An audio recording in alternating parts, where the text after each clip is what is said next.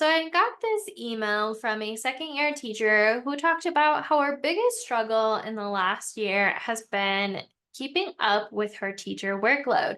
She talked about how, despite how often she would work on the weekends and after school, she could never seem to manage to get ahead. In fact, most of the mornings she would plan the day of, if not the night before. And throughout the day, she would be planning during the day. And then when it came to grading, she would fall so behind that before report card, she was pulling all-nighters and not getting a lot of sleep. And when I read this message, it really, really reminded me of my first couple years of teaching. In fact, that's the whole reason I created the present teacher. I was that teacher who was struggling to manage doing it all, to let alone get caught up, let alone work ahead. And so, what I ended up doing is I wanted to create a space that helped teachers figure out a way to be in the moment and to get all of that teacher workload done so they could be there for their students in the moment without being stressed and overwhelmed. And so, today I wanted to dive deep and get super vulnerable with you and talk about 5 planning mistakes I made that cost me my weekends as a first year teacher. So, with that being said, let's dive in. Hey, teacher bestie. My name's Helena, and I'm the creator of the Present Teacher podcast. I'm a first year teacher coach, and in this podcast, you are going to learn everything from simple, actionable classroom management, social emotional learning, and teacher wellness strategies. You know that impact you want to make in the classroom? Well, we're going to make it happen here.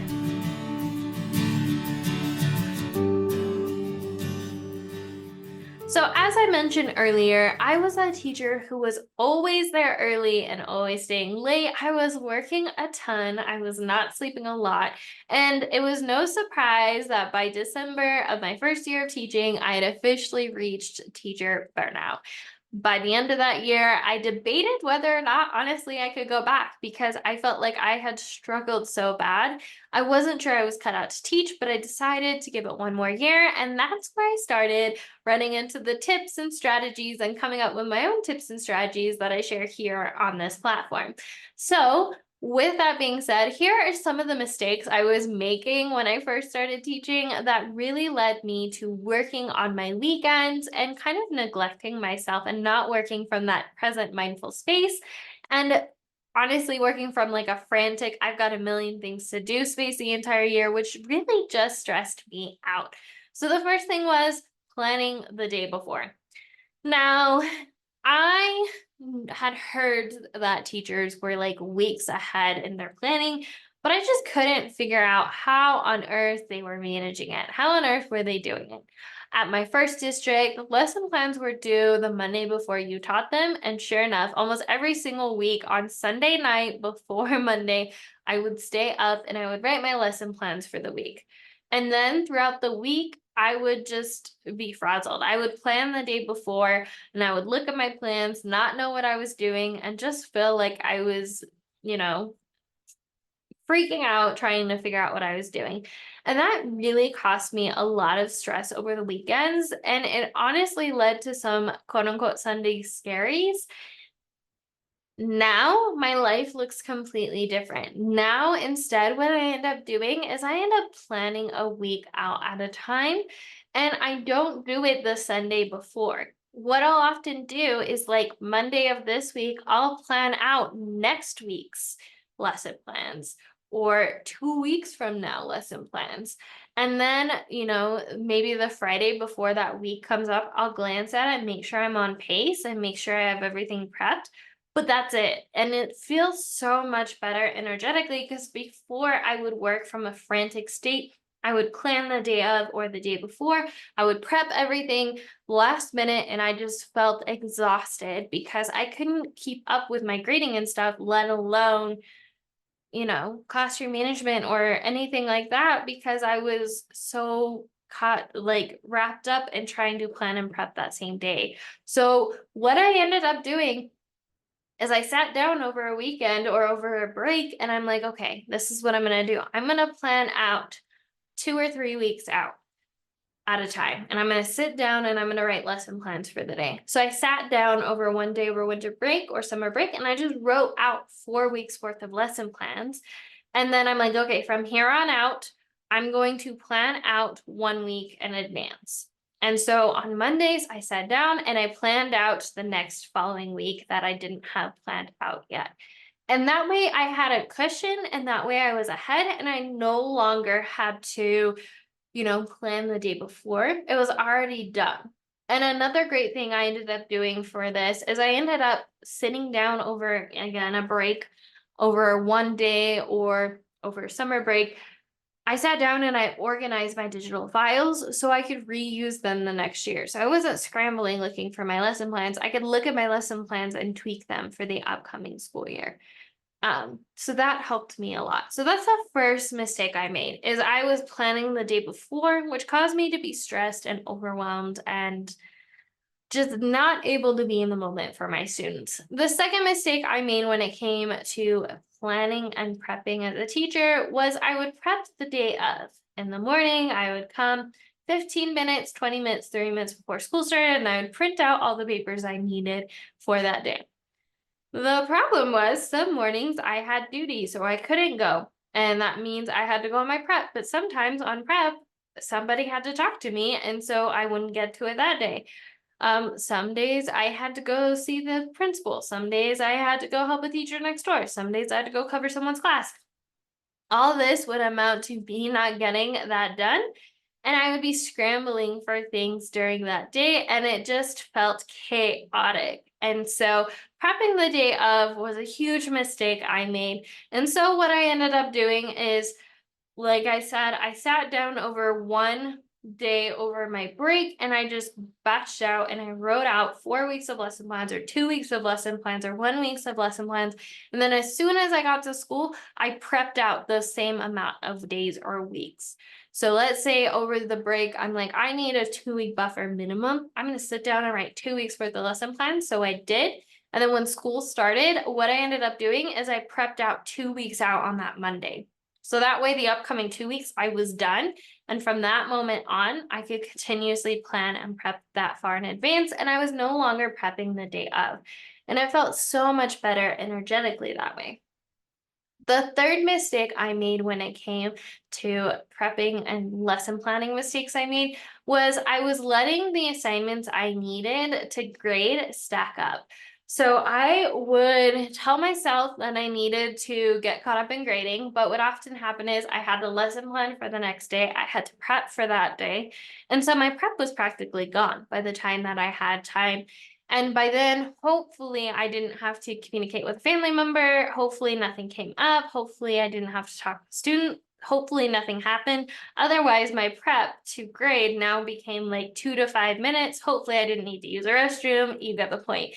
And so, what would happen was eventually my grading just kept stacking up over and over and over again to the point where I fell behind. And so, the night before or the couple days before report cards were due, I would stay up for all-nighter sometimes and have a lot of energy drinks.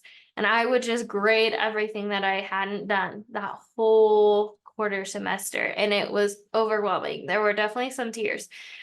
So that was one of the mistakes I made is I would let those assignments stack up. Now what I do instead is I have a specific day of the week that I grade. Everything I did that week, I grade that day. And I send it home if it's participation points. I input it into the data or the grade book.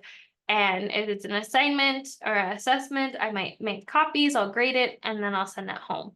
It's really that simple now, which is wild because that wasn't me a couple of years ago. And one huge thing that definitely helped with this is figuring out which stuff I'm grading, which stuff I'm not. And especially in the primary grades, we have a lot of assignments that are like participation, but you're not necessarily going to grade everything. Also, you don't need to grade everything. So what I ended up doing is I ended up having a milk crate with my students' numbers or names, and they would just file the paper when they were finished. And then on Thursdays, I would sit down and I would grade all those assignments they did that week that weren't going to be for grade, and I'd send it home on Friday. So that way it wasn't piling up. I had a set day that I was grading and a set day it was being sent home. Same with assessments. I knew that those assessments had to go out that Friday. So on that Thursday, I would sit down, I'd grade all of the students' assignments, and then I would also sit down and grade all the assessments, and I would make a copy if I need to and send it home on Friday. And that has been a lifesaver. I don't have to stay upgrading anymore, and my grades are up to date because I have a set day to do that. The fourth mistake I came up with when it came to lesson planning and prepping was I had too much on my to-do list. My to-do list used to look a lot like this, where I would have lesson planning for the next day, prepping for the same day and the following day, responding to that family. Um, I have to get out the newsletter for next week, and I'm weeks behind and I haven't done it in a while. I have to grade those papers that are stacking up. I have to respond to admin. I have that, PD I have to do. And it just felt chaotic and just draining. So, what I ended up doing instead is I narrowed down my focus each day. I started to think, okay, I have 40 minutes. What can I do in 40-minute chunks? Well, I could grade for 1 week in 40 minutes. So, I can plan 1 week out um, in advance in 40 minutes during my prep. So on Mondays, I was planning. Tuesdays, okay, I can prep everything that I just lesson planned in 40 minutes. So Tuesdays were my prepping days. Wednesdays, okay, I'm going to grade or do, the newsletter that needs to go out, and any like admin, PDs, anything like that, get caught up in emails. I can do that in 40 minutes. So that was my Wednesdays. Thursdays, grading. I need to sit down and grade for 40 minutes. I can definitely do that. I can get about a week's worth of grading done in 40 minutes. So I would do that. So essentially what I did is, instead of having 20 things on my to-do list, I picked one main focus and got that done during my prep. And can you see how energetically that feels so much different? Putting out fires all day, feeling pulled 10 different directions, versus I got 40 minutes to write 1 week's worth of lesson plans. And that's it. That feels way better energetically for me and how my mind works. So that was how I cut back on my to-do list to be one main thing, and it felt so much better energetically. The fifth mistake I made when it came to lesson planning was not considering my energy throughout the week. I would require myself to lesson plan, prep, grade, email, respond, everything in between in a day. And like I said, on the to-do list, and I would expect myself to do it Monday through Friday. And that was just exhausting. And what I found was, on Mondays, I felt energized, I felt refreshed, I felt good to go. And so what I ended up doing, and then by Fridays, I was exhausted. I didn't want to do anything. And so getting myself to do anything on Fridays was just like grinding my teeth, awful. So what I ended up doing is I came up with a schedule that worked for me. Mondays, I lesson plan, not for this week, but for the next week. So that way I'm 1 week ahead. Tuesdays, I'm prepping, not this week, but next week, once I have that buffer, so I don't have to worry about it. On Wednesdays, I'm going to write the newsletter, or I'm going to write my newsletter for not this week, but next week, and I'll send it out. That way it's good to go. And then on Thursday, I'm going to grade, because on Thursdays, grading honestly doesn't take a whole lot of brain power. I can put in a podcast or listen to, some music, and I can sit there and grade. And that's perfectly fine with me, because energetically, I'm pretty tired. And then Fridays were my catch-up day.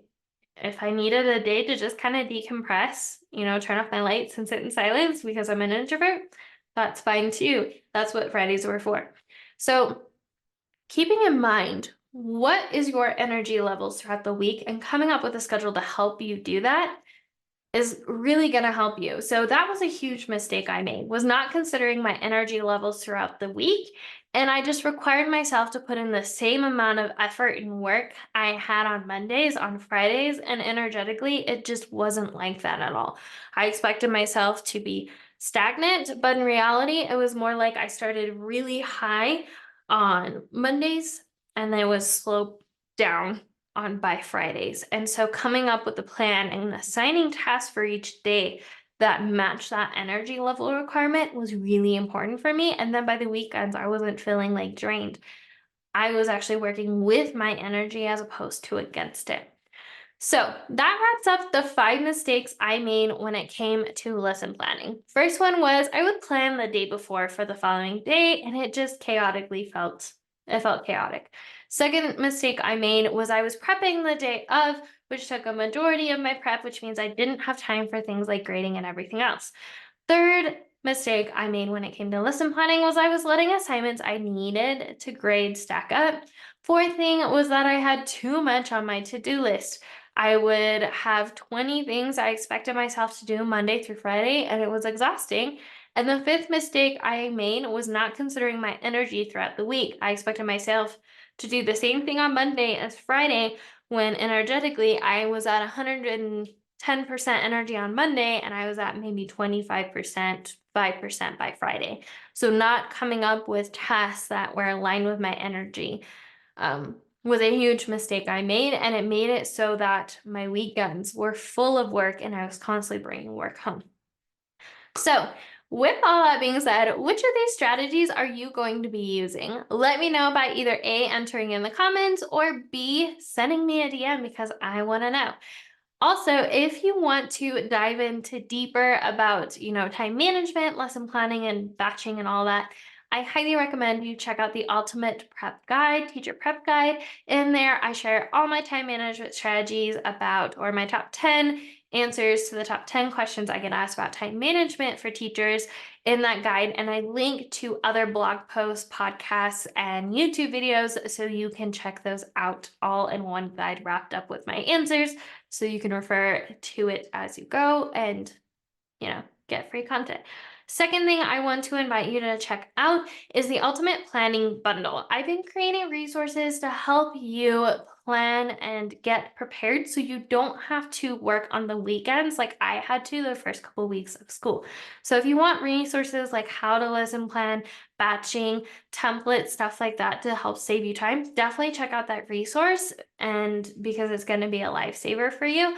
And the last thing I want to invite you to check out is I have a program called Leaving Work on Time. This program is set up to help you learn my whole entire process to leaving out the door, creating systems in the classroom so you can consistently leave at contract time and not fall behind, and in fact get ahead as a teacher, whether you're a first year or a veteran teacher. And this is something I've been helping not only teachers, in my building in person, but teachers online too. And it's one of my favorite things to do because I really struggled with it when I started teaching. So I love teaching about it because since I struggled with it, I feel like I'm a pretty good teacher at it. All right. As always, remember we are stronger together. If you found this helpful, make sure to share, like it, subscribe. That way we can reach more teachers that need to hear this. As always, remember we are stronger together, and I'll see you in the next one, Teacher Bestie. Bye.